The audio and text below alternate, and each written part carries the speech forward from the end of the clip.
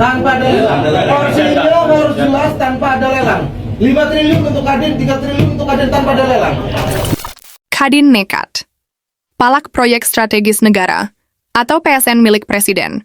Entah butuh dana segar atau butuh uang bermiliar-miliar. Hari Jumat, 9 Mei 2025. Sejumlah pengusaha dari Kamar Dagang dan Industri atau Kadin dan Lembaga Swadaya Masyarakat atau LSM mendatangi lokasi proyek pembangunan pabrik Chandra Asri Alkali CAE. Mereka meminta jatah proyek tanpa tender, tanpa lelang, dan tanpa syarat, yang jumlahnya triliunan rupiah. Padahal, pembangunan pabrik tersebut masuk daftar proyek strategis nasional melalui Perpres nomor 12 tahun 2025 yang ditekan Presiden Prabowo pada 10 Februari 2025. Namun yang paling membagongkan adalah Kadin Cilegon beserta para LSM memalak proyek milik presiden tersebut dengan meminta jatah yang belum disesuaikan dengan SDM para anggotanya. Mari kita simak video kronologi pemalakan oknum Kadin Cilegon. Mungkin saya hanya membuka saja, nanti selebihnya dari Wakaf Kadin, dari HNSI, dari HIPIK, dari Gapensi, dan dari HIPMI, dan yang lain-lain mungkin. Tanpa ada lelang. Tanpa ada lelang. Porsinya harus jelas tanpa ada lelang. 5 triliun untuk Kadin, 3 triliun untuk Kadin tanpa ada lelang. Bagi. Selesai. Without auction. Ini kan triliun, sangat besar sekali. Kita langsung bagi porsinya. Iya, jangan itu lagi, langsung. Langsung. Dari 17 triliun. Total kegiatan total yang dikasih ke total 1 triliun kurang lebih.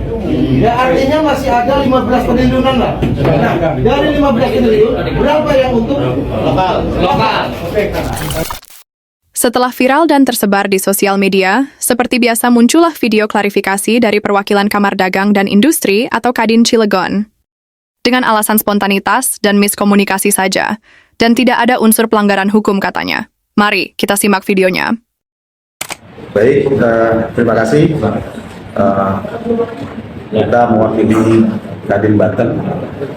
Tadi kita sudah berdiskusi juga dengan teman-teman dari Kadin Cilegon terkait isu yang berkembang saat ini tentang viralnya di medsos yang berhubungan dengan proyek yang ada di Kota Cilegon.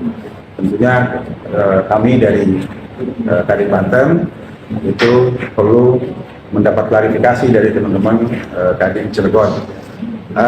Pada intinya ini adalah miskomunikasi yang terjadi antara teman-teman Kadin Banten, Kadin Cilegon dengan CAA, dan di sini sebagai menkonnya adalah PT Cengda.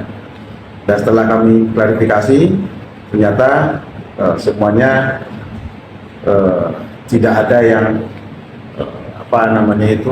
hukum atau apa segala macam, ya, tidak pidana segala macam, normatif saja. Murni ini adalah spontanitas karena mungkin bentuk semangat yang berlebihan, mungkin seperti itu. Tapi pada intinya Kadin on the track. Dan Kadin Banten secara penuh mendukung investasi yang ada di Kota Cilegon, Provinsi Banten. Dan kami dari Kadin Banten juga berharap terhadap industri yang ada di Kota Cilegon supaya bisa melibatkan pengusaha-pengusaha lokal yang ada di sana supaya pertumbuhan ekonomi itu akan baik dan tenaga kerja juga akan terserap. Tentunya ini sesuai dengan visi dan misi dari Presiden, dari Gubernur, dan dari Wali Kota juga. Mungkin itu tanggapan dari kami selaku pengurus Kadin Provinsi Banten. Terima kasih. Itu cukup. Setelah adegan klarifikasi yang cukup panjang, 3 orang ditetapkan sebagai tersangka dan diciduk oleh Polda Banten dengan tuntutan pemerasan, penghasutan, dan perbuatan tidak menyenangkan. 3 orang tersebut yakni Ketua Kadin Cilegon, Muhammad Salim, Wakil Ketua Kadin Bidang Industri, Ismatullah Ali, dan Rufaji Zahuri sebagai Ketua Himpunan Nelayan Seluruh Indonesia atau HNSI. Pak, gimana Pak? Tanggapannya Pak? Ada tanggapan Pak? Kemarin salah ucap ngomongnya Pak Ji. Aduh, tanggapannya Pak? Ada tanggapan Pak?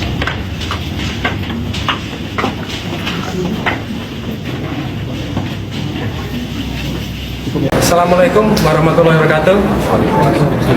Yang saya hormati rekan-rekan media, pada malam hari ini kita melaksanakan press conference terkait masalah tindak lanjut dari beberapa hari yang lalu, video viral yang terjadi di PT Cengda Cilegon, yaitu ada dugaan permintaan proyek sebesar 5 triliun tanpa lelang.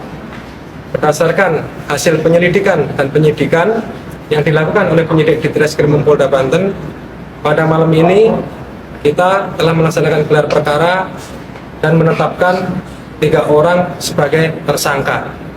Adapun 3 orang tersebut, yang pertama adalah saudara IA, yang mana yang bersangkutan adalah Wakil Ketua Kadin Bidang Perindustrian, yang mana perannya adalah menggebrak meja dan meminta proyek 5 triliun untuk Kadin tanpa lelang.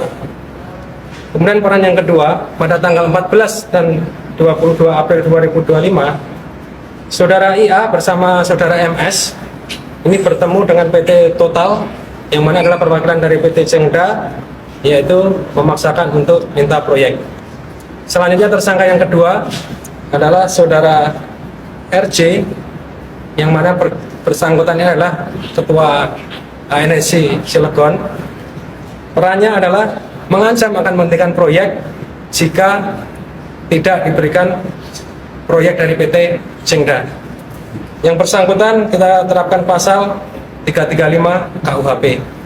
Yang ketiga yaitu saudara MS, perannya adalah mengajak dan menggerakkan orang untuk melakukan aksi di PT Cengda.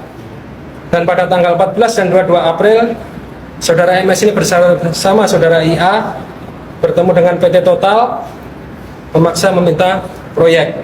Adapun pasal yang kita terapkan pada yang bersangkutan, pasal 368 dan 160 KHP, yang mana ancaman hukumannya adalah 9 tahun penjara.